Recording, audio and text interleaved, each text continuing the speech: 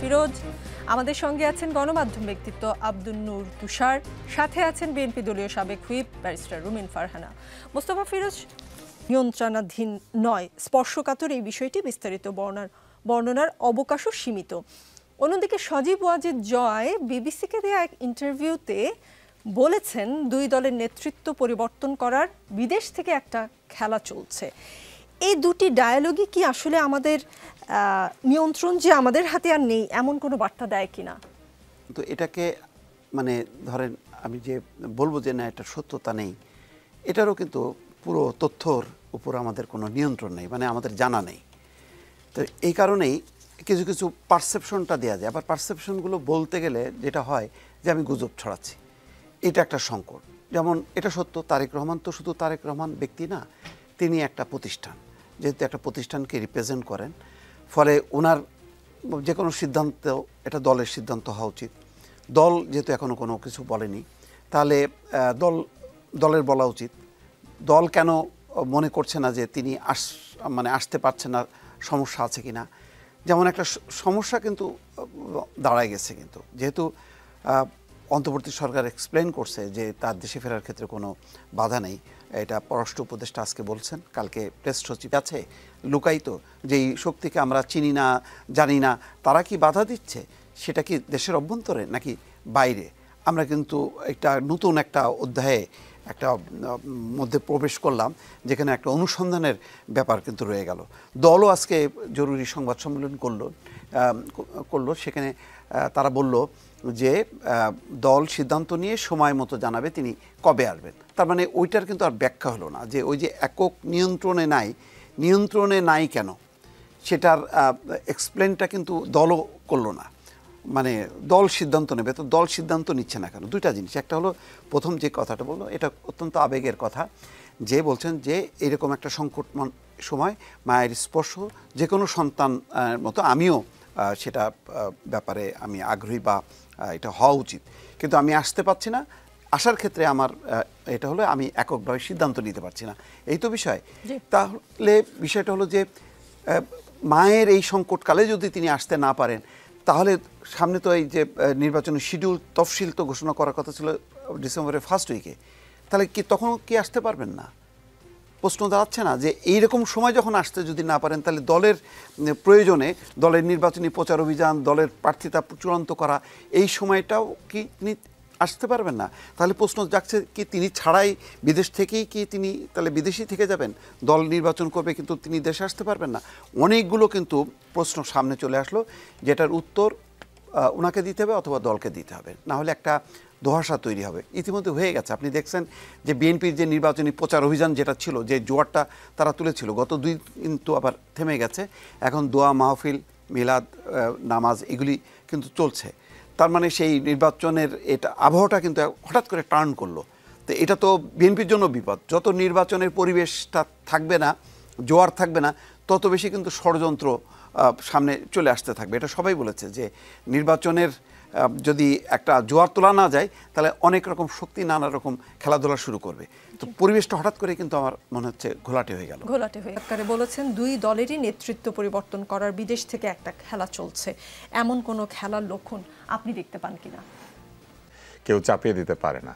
একটা দল যদি জনগণের সাথে সম্পৃক্ত থাকে এবং জনসমর্থন তার পেছনে থাকে, তাহলে জনগণ যাকে নেতা হিসেবে নিতে চাইবে সেই কিন্তু নেতা হবে। আমরা কিন্তু এর আগেও দেখেছি, যখন আওয়ামী লীগ রাজনৈতিক দল হিসেবে সক্রিয় ছিল, তখনও এরকম চেষ্টা হয়েছিল, কিন্তু দলের নেতা নেত্রীরা এবং দলের যারা কর্মী তারা একটা নির্দিষ্ট নেতৃত্ব বা নির্দিষ্ট জায়গাতে তাদের আস্থা রেখেছিলেন। একই রকম বিষয় কিন্তু হলেন তখন আমাদের মিরপুরে বিউটি সিনেমা হলে একটা সভা করে বিএনপির একটা অংশ দলের নেতৃত্ব পরিবর্তন করতে চাইলেও নতুন বিএনপি তৈরি করেছিল, কিন্তু শেষ পর্যন্ত সেই সময় কিন্তু বেগম খালেদা জিয়া দলের দায়িত্ব নিতে তিনি বাধ্য হন, এবং ওই সময়ও কিন্তু জনগণ বেছে নিয়েছে যে কে নেতা হবে, কে নেত্রী হবে, এবং শেষ পর্যন্ত বিএনপির মূল ধারায় টিকে গিয়েছে। এরপরেও কিন্তু আপনি দেখবেন আওয়ামী লীগ এবং বিএনপির বিভিন্ন সময়, যেহেতু বড় দল, সেখানে নেতৃত্বকে চ্যালেঞ্জের মুখোমুখি হতে হয়েছে, কিন্তু দলের সদস্যবৃন্দ, সাধারণ সদস্য যারা, তারা এবং জনগণ, এই দুই পক্ষ যাকে নেতা হিসেবে চায় শেষ পর্যন্ত তিনিই নেতা হিসেবে থাকতে পারেন। ফলে যদি কোনো বিদেশিরা এই চেষ্টাটা করেন, তাহলে আমি বলবো বিদেশিরা অতীত বিভিন্ন দেশে এই কাজ করতে গিয়ে ব্যর্থ হয়েছেন, এইখানেও ব্যর্থ হবেন, কিন্তু মাঝখানে জনগণকে অনেক খেসারত দিতে হবে। আর দ্বিতীয় যে জায়গাটি, সেটি হচ্ছে যে এইরকম কোনো একটি খবরাখবর যদি তাদের কাছে থেকেই থাকে, তাহলে একই ঘটনা, যে কোথা থেকে এই খবরগুলি পাওয়া যাচ্ছে, কারা এটা বদলাতে চাচ্ছেন, এই বিষয়গুলো আমাদের জন্য জানা দরকার। তবে এই কথা ঠিক, যেটা একটু আগে মুস্তাফা ফিরোজ বলেছেন, যে এই ধরনের অবস্থায় কিছু কিছু মহল আছেন তারা সবসময় সুযোগ নিতে চান, কারণ তারা তো আর জনসমর্থন নিয়ে জনগণকে সাথে নিয়ে ক্ষমতায় আসবেন না, নির্বাচনও করবেন না, অথবা নির্বাচন হলে তাদের ভরাডুবি হবে। সুতরাং তারা চান যতভাবে পারা যায় নানান রকম কলা কৌশল করে ক্ষমতাকে দীর্ঘায়িত করতে, অথবা নিজেরা ক্ষমতার ভাগ পেতে। এই বিষয়টা কিন্তু আমরা আগেও দেখেছি বাংলাদেশের রাজনীতিতে চেষ্টা হয়েছে, এবং এই চেষ্টা যারা করেছিলেন তারাই সবচেয়ে নিরাপদে আছেন। কিন্তু সবসময় আপনি লক্ষ্য করবেন যে বিভিন্ন সময় সরকার বদল হয়েছে, কিন্তু যারা এই চেষ্টাগুলি করেছেন তারা আবার দেখা যায় সরকার বদল হলে বিভিন্ন জায়গায় উঠে পড়েন, নানান রকম ভাবে সমঝোতা করে ফেলেন, অথবা বিদেশে কোথাও চলে যান, সেখানে নিরাপদে থাকেন। তাদের খুব একটা কিন্তু ক্ষয়ক্ষতি হয় নাই কখনো, ফলে তারা ভালোই আছেন। ফলে তারা যদি ওরকম চেষ্টা এখনো করেন, করতে পারেন, এটা খুব অস্বাভাবিক কিছু। তারা ভবিষ্যতে ভালো থাকবেন। ব্যারিস্টার রুমিন ফারহানা, তারেক রহমানের পোস্টের শেষ লাইন, রাজনৈতিক বাস্তবতার এই পরিস্থিতি প্রত্যাশিত পর্যায়ে উপনীত হওয়া মাত্রই স্বদেশ প্রত্যাবর্তনে আমার সুদীর্ঘ উদ্বিগ্ন প্রতীক্ষার অবসান ঘটবে বলেই আমাদের পরিবার আশাবাদী। রাজনৈতিক পরিস্থিতি কি বিএনপির অনুকূলে নেই? যদি নাই থাকে, সেটা কারা নিয়ন্ত্রণ করছে? আপনাকে অসংখ্য ধন্যবাদ। দেখুন, বাংলাদেশের টানেলের অন্ধকারের শেষ লাইটটা যদি আমরা চিন্তা করি, সেটা এই মুহূর্তে বিএনপি এবং বিএনপির নেতৃত্বে থাকা দেশনেত্রী বেগম খালেদা জিয়া এবং তার সন্তান জনাব তারেক রহমান। দেশনেত্রী বেগম খালেদা জিয়ার শারীরিক অবশের একমাত্র খবরে পরিণত হয়েছে, এবং যেহেতু দলের দায়িত্ব 2018 সাল থেকে এখন পর্যন্ত 25-এর শেষ পর্যন্ত জনাব তারেক রহমানের হাতেই আছে, সুতরাং যারা চায় না যে বাংলাদেশটা একটা স্থিতিশীলতার দিকে যাক, যারা চায় না বাংলাদেশে গণতান্ত্রিক উত্তরণ ঘটুক, যারা চায় না বাংলাদেশে একটি নির্বাচিত সরকার আসুক, যারা চায় না বাংলাদেশের রাজনীতি যেই গণতান্ত্রিক পথযাত্রা শুরু করেছিল 90-এর দশকে, হোঁচট খেয়েছে ডেফিনেটলি, কিন্তু সেখান থেকে আবার উঠে দাঁড়াক, এবং যারা চায় বাংলাদেশটি আফগানিস্তান বা অন্যান্য রাষ্ট্রের মতো ব্যর্থ রাষ্ট্রে পরিণত হোক, তাদের জন্য এখন সবচেয়ে বড় বাধা হচ্ছেন জনাব তারেক রহমান। সো জনাব তারেক রহমানের থ্রেটটা কেবলমাত্র যে দেশের ভেতরেই আছে তা নয়, দেশের বাইরেও তার জন্য নানান রকম থ্রেট আছে। আমার নির্বাচনের আগে তিনি যখন একটা জনসভায়, পথসভায় যাচ্ছিলেন, তাকে বারবার নিষেধ করা সত্ত্বেও তাকে মালা পরাতে বা প্রণাম করতে যেই নারী চাচ্ছিলেন, তাকে তিনি আসতে দেন, এবং তার ফলশ্রুতি আমরা দেখেছি তাকে হারাতে হয়েছে ভারতের রাজনীতি থেকে। আমরা দেখেছি বেনজির ভুট্টোর পরিণতি। আমরা যদি বাংলাদেশের দিকে তাকাই, বঙ্গবন্ধু শেখ মুজিবুর রহমান এবং শহীদ প্রেসিডেন্ট জিয়াউর রহমান দুজনের কেউ কিন্তু তাদের রাজনৈতিক জীবন শেষ করতে পারেন নাই, মধ্য অবস্থাতেই তাদেরকে সরিয়ে দেওয়া হয়েছে। সুতরাং আমাদের এই উপমহাদেশের রাজনীতি, এবং এখন last but not the least, Imran খানের অবস্থা কি আমরা জানি না। এটা নিয়ে নানান রকম কানাঘুষো আছে, কিন্তু আসলে ওনার কি অবস্থা উই ডু নট নো। নানান রকম কথা শোনা যাচ্ছে। সেই জায়গা থেকে আপনি যদি দেখেন, বাংলাদেশের রাজনীতিতে জনাব তারেক রহমান এখন আর কেবলমাত্রই বিএনপির কাণ্ডারি বা কেবলমাত্রই বিএনপির দলের প্রধান হিসেবে যদি আমরা দেখি, আমরা ভুল করব। তার দেশে ফিরে আসবার প্রশ্নটি কেবলমাত্র তার একক ব্যক্তিগত সিদ্ধান্ত, কিংবা তার ভীষণ রকম অসুস্থ স্বাস্থ্য সংকটে থাকা মায়ের পাশে তার দাঁড়ানোর চেয়ে অনেক বড় প্রশ্ন হয়ে দেখা দিয়েছে বাংলাদেশের রাজনীতির গতি প্রকৃতি, এবং সেই সঙ্গে বাংলাদেশের মানুষের ভাগ্য, বাংলাদেশের ভাগ্য কোন দিকে যাবে, সেটার সঙ্গে তার ফেরা না ফেরার একটা। ও বলছে সেনা সমর্থিত তত্ত্বাবধায়ক সরকারের সময় শেখ হাসিনা ও খালেদা জিয়াকে রাজনীতি থেকে সরে যেতে বাধ্য করার কথিত উদ্যোগ বাংলাদেশের রাজনৈতিক মহলে -2 ফর্মুলা হিসেবে পরিচিত। সেই রিপোর্টে মহিউদ্দিন আহমদ বলছেন, -2 নিয়ে যত কথা বলি না কেন, তখন আসলে এজেন্ডা ছিল -4। সেটা ছিল দুই পরিবারের ধারাবাহিক শাসনের বিরুদ্ধে একটা ব্যবস্থা নেওয়া। এর মধ্যে মাইনাস হয়ে গেছে শেখ হাসিনা পরিবার, বাকি অর্ধেকের মধ্যে খালেদা জিয়া অসুস্থতার কারণে নিষ্ক্রিয়, ফলে বাকি থাকলেন তারেক রহমান। তবে তারেক রহমানের দেশে ফেরার অনিশ্চয়তা শেষ পর্যন্ত -4-এ গড়ায় কিনা সেটি সময়েই জানা যাবে। -4-এর আশঙ্কা দেখেন কিনা মোস্তফা ফিরোজ? না, সেই আশঙ্কাটা তো আমি উড়ায়ও দিচ্ছি না, কারণ যেখান থেকে খবরগুলো আসছে এবং তারেক রহমানের স্টেটমেন্টের মধ্য দিয়ে কিন্তু সেটা কিন্তু পরিষ্কার। তিনি ইঙ্গিতও দিয়েছেন, সেই ইঙ্গিত থেকেই বিশ্লেষণ চলে। যেহেতু সুনির্দিষ্ট তথ্য দেখেন, জয়ও কিন্তু আজকে দূরবর্তী অবস্থান থেকেও বলতে পারেননি যে কারা তারা, সেই আন্তর্জাতিক মহল কারা, সেখানে তিনিও কিন্তু বলেননি। তারেক রহমান ইঙ্গিত দিয়েছেন, একই ব্যাপার। তো আমরাও কিন্তু যেটাই বলি না কেন সবই আকারে ইঙ্গিত দিয়ে বলবো। তবে নিশ্চয়ই এই খেলা তো সেই 1-11 থেকেই শুরু হয়েছে। -2 ফর্মুলা, -2-র সাথে -4, মানে মোট কথা দুটি প্রধান রাজনৈতিক দলকে কেন্দ্র করেই এই ফর্মুলাগুলো আবর্তিত হচ্ছে। তো দুর্ভাগ্যজনক হচ্ছে যে এই ফর্মুলার একটা অংশ, যেমন আওয়ামী লীগ নিজেই এটা বরণ করে নিয়েছে, নিজেই এমন একটা শাসন ব্যবস্থা চাপিয়েছে যে সেই শাসনের এমন পতন ঘটেছে যে সেখান থেকে আর কেউ যে তাকে তুলে নিয়ে আসতে পারবে সেই অবস্থাটা রাখেনি। তো বিএনপি খুব কেন, আমরা গত 1 বছরের দেখলাম নানা রকম শক্তি, মব কেন্দ্রিক যে শক্তিগুলো চেপে বসছে, এবং আরও অনেকগুলো শক্তি তার সাপোর্টে আছে যারা কিন্তু আসলে নির্বাচন চায় না। যখনই নির্বাচন চাইবে না, যখনই মনে করা হবে যে সংস্কার চলতে থাকুক, এটা হোক ওটা হোক, তখনই বুঝবেন যে এখানে কিন্তু আছে, যদি কিন্তু আছে। কারণ যখন নির্বাচিত সরকার রান করতে থাকে তখন কিন্তু ষড়যন্ত্র কিন্তু দূরে সরে যায়, আর যখন নাকি নির্বাচন থাকে না তখন ষড়যন্ত্র চেপে বসে। সুতরাং যেই ধারাবাহিকতাটা শুরু হয়েছিল সেই 1-11-এর সময় থেকে, সেটা যে শেষ হয়ে গেছে এটা আমরা কোনোভাবেই বলতে পারি না। আবার নতুন করে আসলো আলোচনায় জয়ের একটা বক্তব্যে আর তারেক রহমানের সর্বশেষ বক্তব্যে। কারণ দেখেন, এরকম বক্তব্য দেওয়ার পর আজকে যখন নাকি জরুরি সংবাদ সম্মেলন ডাকলো বিএনপি, তখন আমি ভাবছিলাম যে তারেক রহমানের ওই ফেসবুক স্ট্যাটাস নিয়ে যে ধূম্রজাল তৈরি হয়েছে, যে কিসের জন্য তিনি আসতে পারছেন না, মানে কোন কারা নিয়ন্ত্রণ করছে, কারা বাধা দিচ্ছে। একদম পরিষ্কার কথা যে তারেক রহমান যেটা বলতে চেয়েছেন, আমি যেটা বুঝি যে দেশে আসতে তাকে বাধা দেয়া হচ্ছে, দেশে ফিরলে তার জীবন হুমকি। তো সেটার ব্যাপারে আজকে বিএনপি যদি পরিষ্কার করে খোলাসা করে বলতো তাহলে আমরা বুঝতাম, কিন্তু বিএনপিও কিন্তু আজকে বলেনি। ফলে আবারও কিন্তু সেই নির্বাচন আবার শিডিউলও পিছিয়ে গেল 1 সপ্তাহ। সব মিলিয়ে কিন্তু নির্বাচনটা যেভাবে জোয়ারটা উঠলো হঠাৎ করে কিন্তু আস্তে আস্তে কিন্তু এখন থেমে যাচ্ছে। এটা আমি মনে করি যে গণতন্ত্রের জন্য একটা বিপদ, এবং ষড়যন্ত্রকারীরা আস্তে আস্তে হয়তো এটার সূত্র ধরে বা এই পথ ধরে আস্তে আস্তে এগোতে থাকবে। আমরা হয়তো আর কিছুদিনের মধ্যে সেই বিষয়টা পরিষ্কারভাবে আরো হয়তো দেখতে বলছে যে তারেক রহমানের ফেরার বিষয়ে প্রভাবশালী কয়েকটি দেশের আপত্তির বিষয়টি কাজ করে থাকতে পারে। তবে কোন দেশ কেন কিভাবে তাদের এই আপত্তির কথা জানিয়েছে তা সূত্রগুলো নিশ্চিত করতে পারেনি। রাজনৈতিক বিশ্লেষক মহিউদ্দিন আহমদ বলেছেন যে ফেসবুকে তারেক রহমান যা বলেছেন তাতে মনে হয় দেশে আসার বিষয়টি তার নিজের উপর নির্ভর করেন এবং আরও অনেক ফ্যাক্টর আছে যার উপর তার নিয়ন্ত্রণ নেই। উইকিলিক্সের ফাঁস হওয়া প্রতিবেদনে তারেক রহমানের বিষয়ে যুক্তরাষ্ট্রের আপত্তির বিষয়টি সামনে এসেছিল, এবং যে যাই বলুন না কেন ভারত ও যুক্তরাষ্ট্রের নীতির পরিবর্তন না হলে তারেক রহমান দেশে ফিরবেন কোন ভরসায়। বাংলাদেশের রাজনীতি অনেকটাই নির্ভর করে ভারত ও যুক্তরাষ্ট্রের চাওয়ার উপরে। মহিউদ্দিন আহমদ বলেছেন 1-11-এর সময় কিছু ব্যাপার ছিল, তারেক রহমান এক ধরনের মুচলেকা দিয়েছিলেন। খালেদা জিয়াও বলেছিলেন যে তারেক লন্ডনে পড়ালেখা করবেন, রাজনীতি করবে না। আমরা জানি না সেই অঙ্গীকারের মেয়াদ শেষ হয়ে গেছে কিনা, তিনি বাংলাদেশের পাসপোর্ট নিয়েছেন কিনা তাও পরিষ্কার না।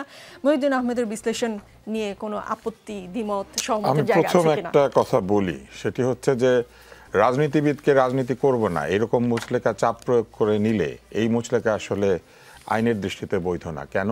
আইনের দৃষ্টিতে আপনি কোনো চুক্তি, কোনো কিছু চাপের মুখে করতে পারবেন না। স্বেচ্ছায় সজ্ঞানে সুস্থ মস্তিষ্কে করতে হবে। এখানে লয়ার আছেন, হ্যাঁ। তো স্বেচ্ছায় সজ্ঞানে সুস্থ মস্তিষ্কে যে কাজটি হয় নাই, একটি প্রতিকূল পরিবেশে যে চুক্তিটি স্বাক্ষরিত হয়েছে সেই চুক্তির কোনো ভ্যালিডিটি থাকে না।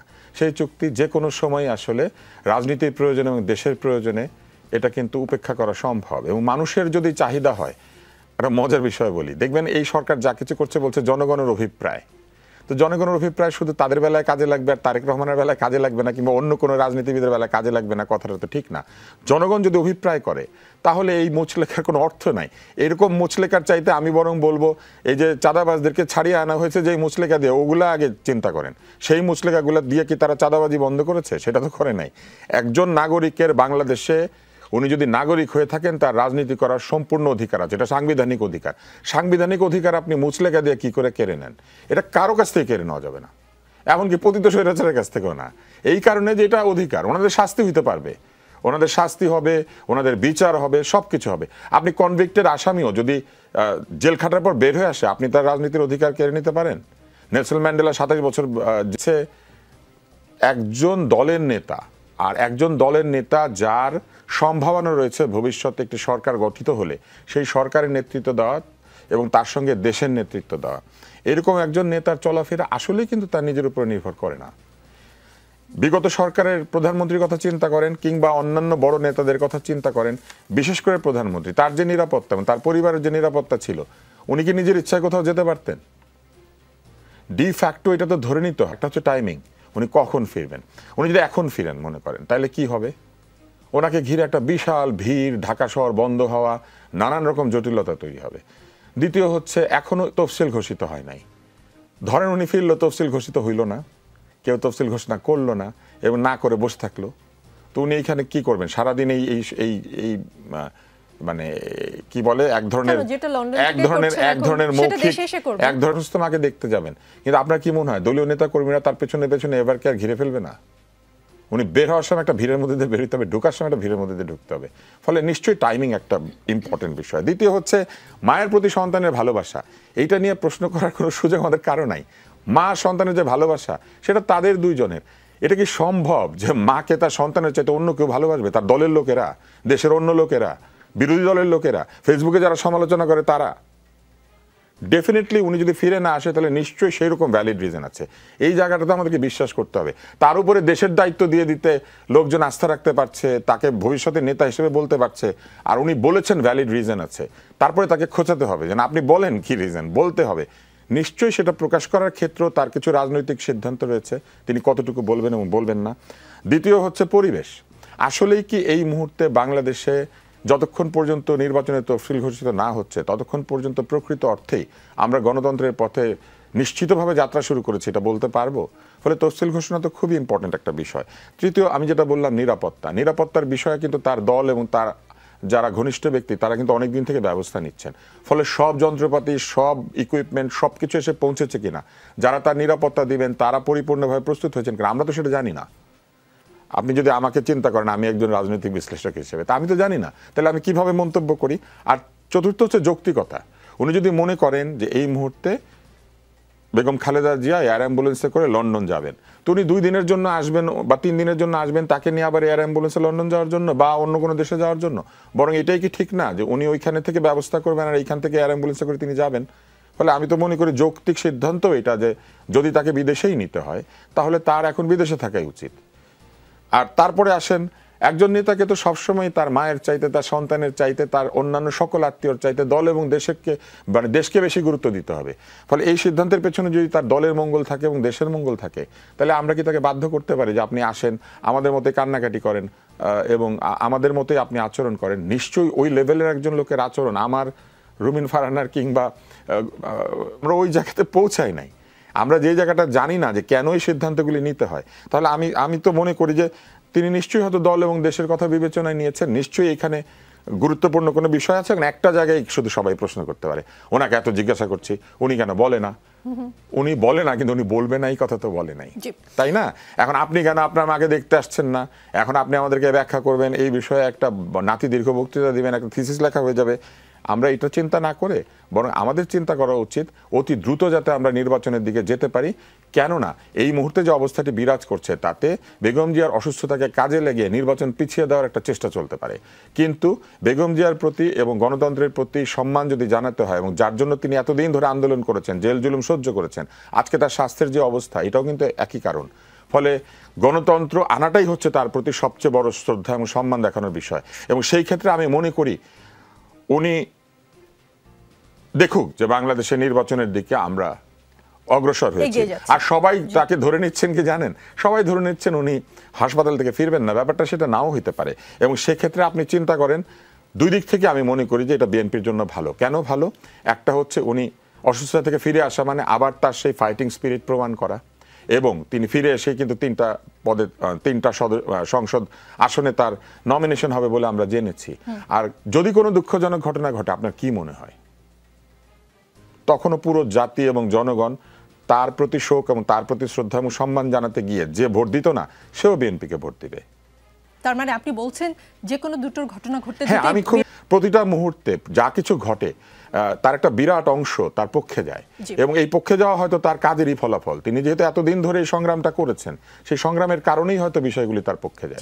লোকেরা পররাষ্ট্র উপদেষ্টা তৌহিদ হোসেন আজকেই বলেছেন আজ পর্যন্ত দেশে ফেরার ব্যাপারে লন্ডনে বাংলাদেশ হাই কমিশন বা পররাষ্ট্র মন্ত্রণালয়কে কিছু জানাননি বিএনপির ভারপ্রাপ্ত চেয়ারম্যান তারেক রহমান দেশে আসতে চাইলে একদিনের মধ্যে ট্রাভেল পাস ইস্যু করবে সরকার। যতদূর জানি মেয়াদসহ পাসপোর্ট না থাকলে আসলে ট্রাভেল পাস ইস্যু করার একটা বিষয় আসে। তো পররাষ্ট্র উপদেষ্টার এই তথ্যগুলো তারেক রহমানের ফেরার বিষয়টা আরো ঘোলা হয়ে গেল কিনা, কারণ তিনি তো আবেদনই করেননি আসলে। সুতরাং আজকে যদি জনাব তারেক রহমান কিছুটা হলেও মনে করেন তার নিরাপত্তার ব্যাপারে ঘাটতি আছে, তিনি অনিরাপদ বোধ করেন, সেটা যে কোনো কারণেই করুক না কেন, এর প্রাথমিক দায় সরকারকে নিতে হবে। দুই হলো খুবই যথার্থ, আমি যখনই ট্রাভেল পাস শব্দটা শুনেছি, এটা সাধারণত বিদেশে গেলে পাসপোর্ট হারিয়ে টারিয়ে গেলে আমরা দেশে ইমার্জেন্সি ফেরার জন্য ট্রাভেল পাস নেই। ট্রাভেল পাসের কাজ হচ্ছে একবারই আপনি ব্যবহার করতে পারবেন, এটা ব্যবহার করে আপনি আর কখনো দেশের বাইরে যেতে পারবেন না। তাহলে ট্রাভেল পাসের কথা কেন আসছে, এই প্রশ্নটা তো থাকে। আর তিন হচ্ছে সরকার কি আসলে চাইছে যে বাংলাদেশটা গণতন্ত্রের দিকে উত্তরণ ঘটুক? এই প্রশ্ন আমি করছি এ কারণে ডিসেম্বরের মাঝামাঝি সেকেন্ড উইকে তফসিলের ঘোষণা করার একটা সম্ভাবনার কথা জানানো হয়েছে। বাংলাদেশে কি আদৌ ফেব্রুয়ারিতে নির্বাচন হবে? এই প্রশ্নটি আমার না, এই প্রশ্নটি আমি যার সঙ্গেই দেখা হয়, তিনি নাগরিক সমাজের সদস্য হোক কিংবা তিনি একেবারেই সাধারণ খেটে খাওয়া আমার কনস্টিটিউয়েন্সির একজন ভোটার হোক, এই প্রশ্নটি আমাকে সর্বক্ষণ শুনতে হয়। এবং আমি নিশ্চিত যে আপনারা যারা এখানে আজকে উপস্থিত আছেন, আমার সহ আলোচক এবং আপনি নিকোল, আপনাদেরকেও এই প্রশ্নটা প্রচুর শুনতে হয়, বাংলাদেশে কি আসলে নির্বাচন হবে কেন? প্রশ্নটা এ কারণেই শুনতে হয় যে নির্বাচন আসার আগে যে এক ধরনের পরিবেশ তৈরি হওয়ার কথা, যেরকম পরিবেশ আমরা 91-তে দেখেছি, 96, 2001-8-এ দেখেছি, সেরকম কোনো বাতাস কিন্তু আমরা এখন লক্ষ্য করি না। চারদিকে খুবই থমথমে একটা পরিস্থিতি। কিছুদিন আগে রাজনীতি নিয়ে খুবই উত্তাপ ছড়াচ্ছিল চারপাশে, এনসিপি জোট হচ্ছে না, জামাতের বড় বড় হুঙ্কার, গণভোট আগে না হলে তারা নির্বাচনই করবে না, কিংবা বিএনপির সঙ্গে কোন দল জোট করছে কোন দল করছে না, বিএনপির 63টা আসনে কারা মনোনয়ন পাচ্ছে, বিভিন্ন জায়গায় যারা মনোনীত হয়েছে তাদের মধ্যেও কন্দল, অর্থাৎ নানান রকম ভাবে রাজনীতির মাঠটা খুবই উত্তপ্ত ছিল। আপনি লক্ষ্য করে দেখবেন গত কয়েকদিন ধরে রাজনীতির মাঠ একেবারেই শীতল এবং ঠান্ডা।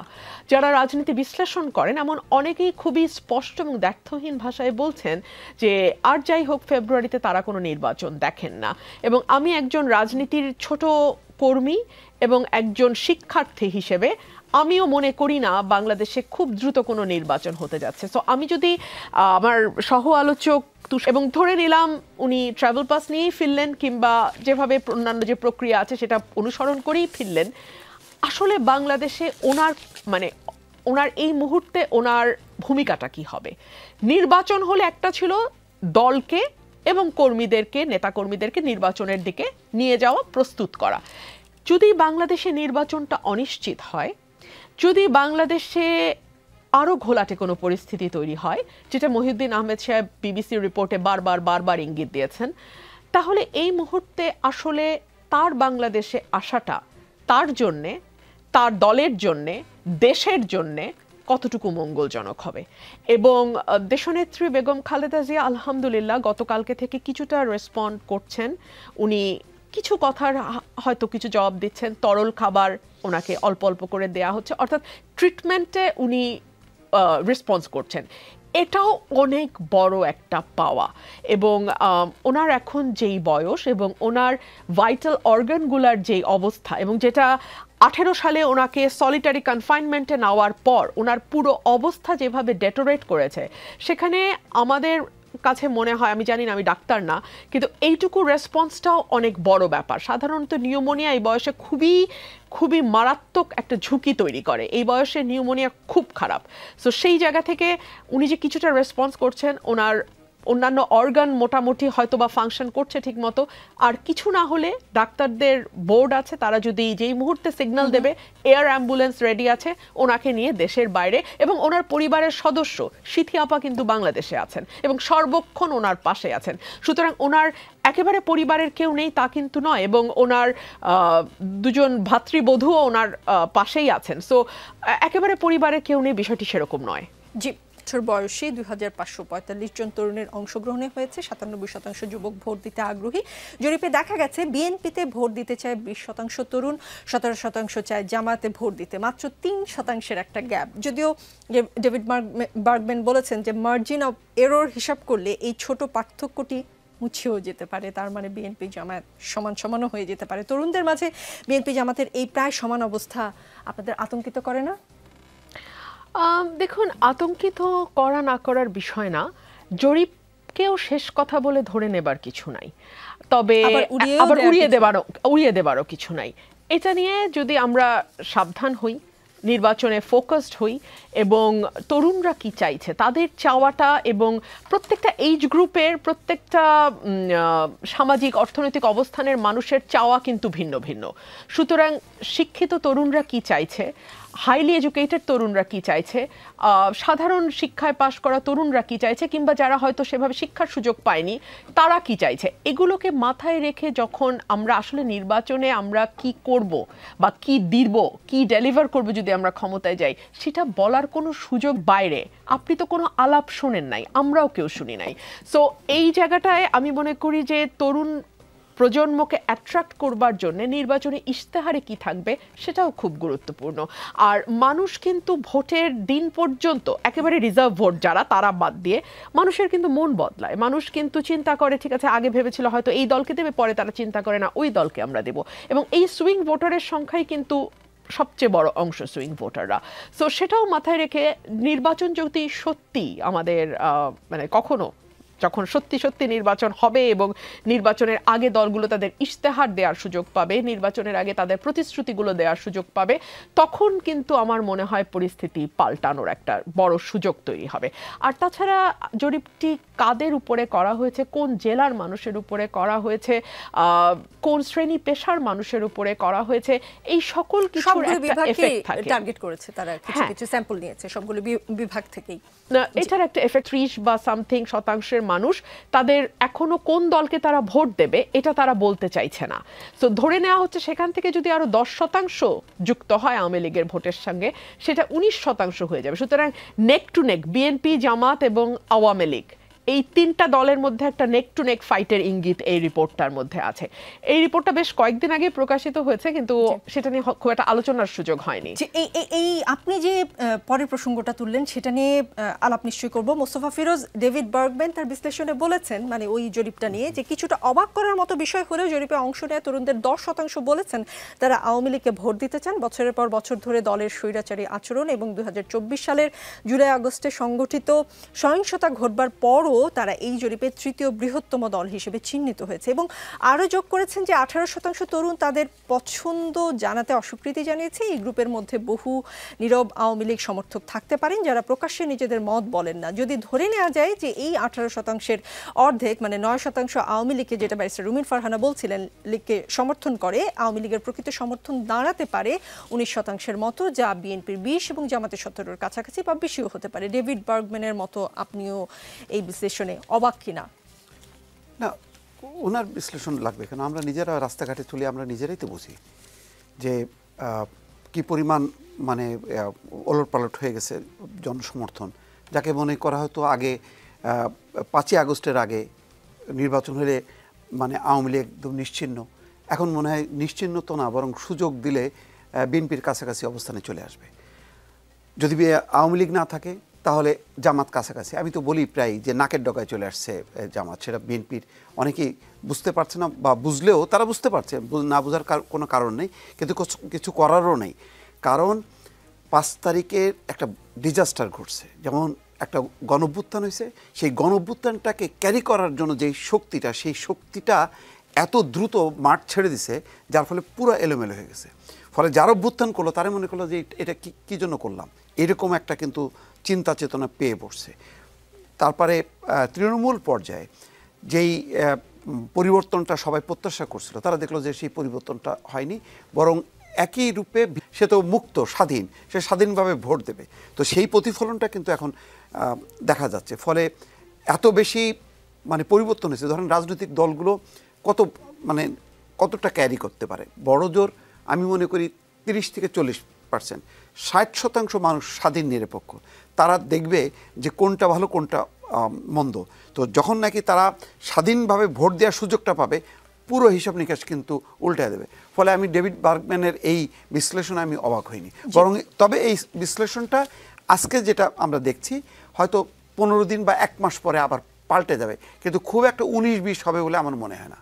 জি, পারলে তাদের সাবেক সমর্থকরা কোথায় ভোট দিতে পারেন সে বিষয়ে এই জরিপে ইঙ্গিত দেওয়া হয়েছে।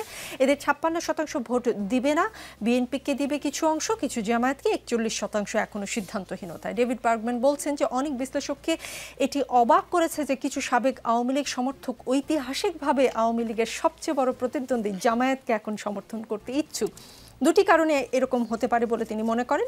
প্রথমত, স্থানীয় বিএনপি কর্মীরা যেহেতু সাবেক আওয়ামী সমর্থকদের সাথে কঠোর আচরণ করেছে, তাই জামায়াতকে আওয়ামী সমর্থকরা কম খারাপ বিকল্প হিসেবে দেখছেন। এবং 2 হচ্ছে, যদি জামায়াত ক্ষমতায় আসে আওয়ামী লীগ প্রমাণ করতে পারবে তাদের দাবি সঠিক ছিল যে বাংলাদেশকে ধর্মভিত্তিক রাষ্ট্রে পরিণত হতে বাধা দেওয়ার ক্ষেত্রে আওয়ামী লীগই একমাত্র প্রতিবন্ধক ছিল। আওয়ামী লীগের এই অংশ জামায়াতকে একটি অংশ জামায়াতকে ভোট দিতে চায়, এটা সারপ্রাইজিং কিনা?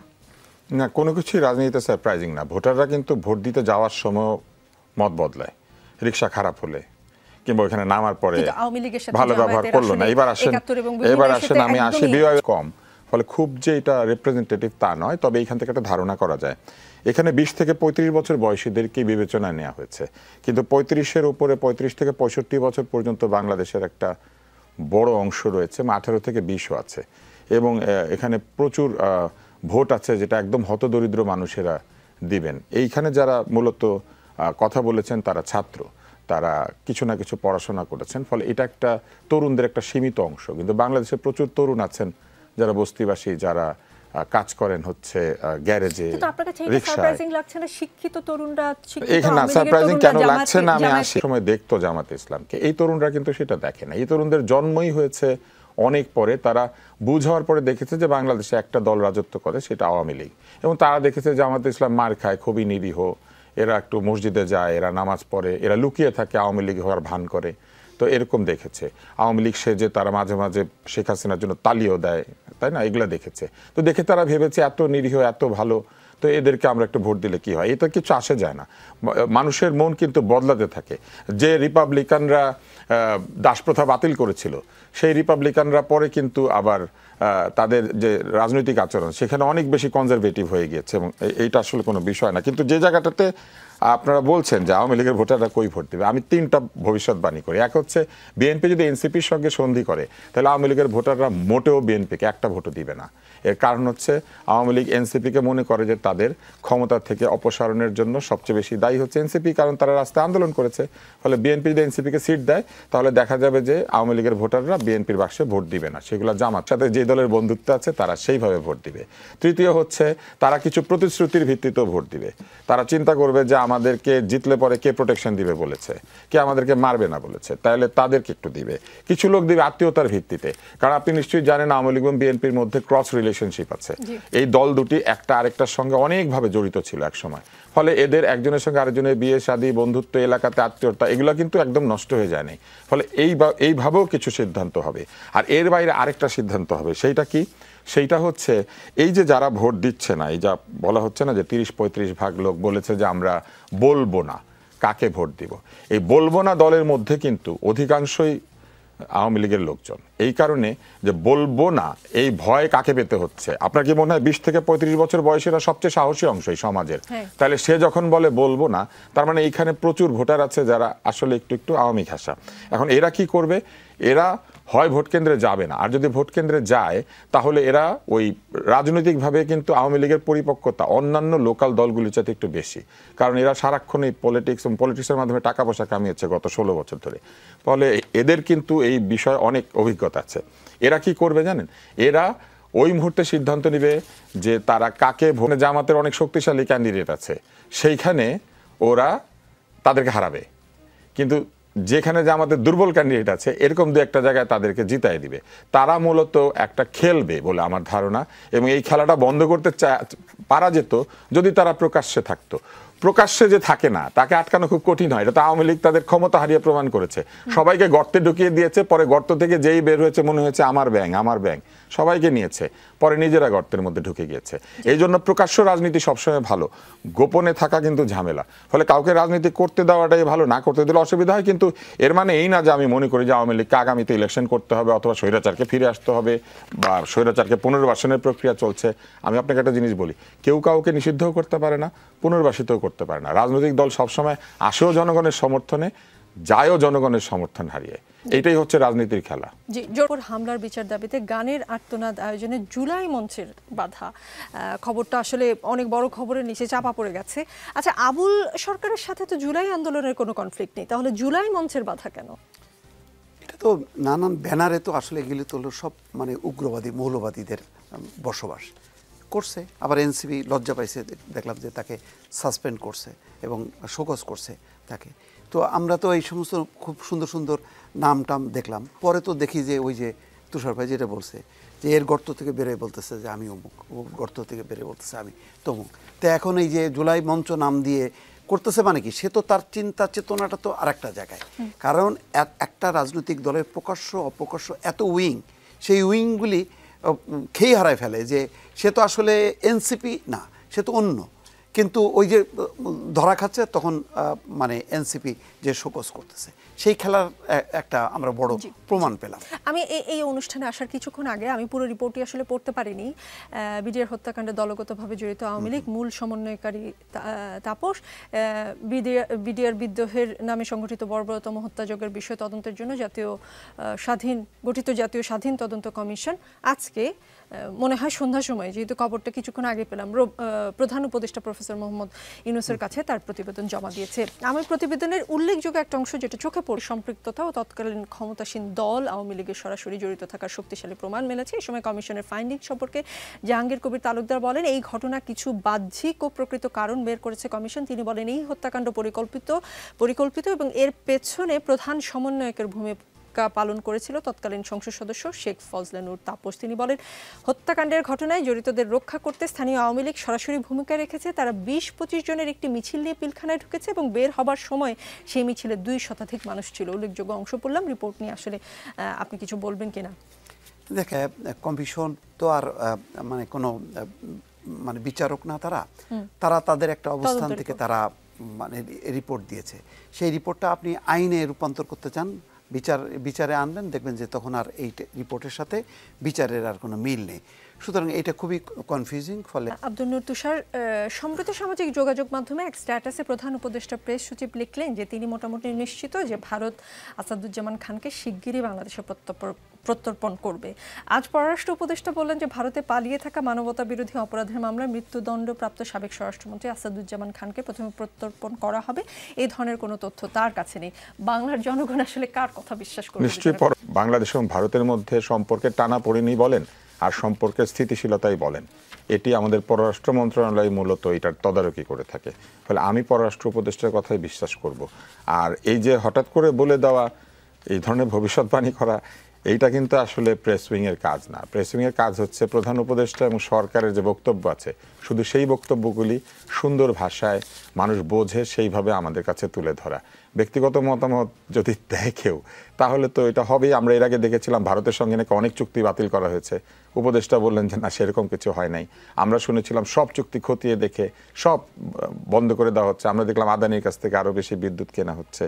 আমি মনে করি যে কিছু কিছু ক্ষেত্রে তথ্যগতভাবে ভ্রান্তি এড়ানোর জন্য অথবা সমস্যা এড়ানোর জন্য এই ধরনের মন্তব্য না করাই উচিত, যেহেতু এটি দুই দেশের মধ্যে পররাষ্ট্র মন্ত্রণালয় এবং আইনি একটি আদান প্রদানের বিষয়।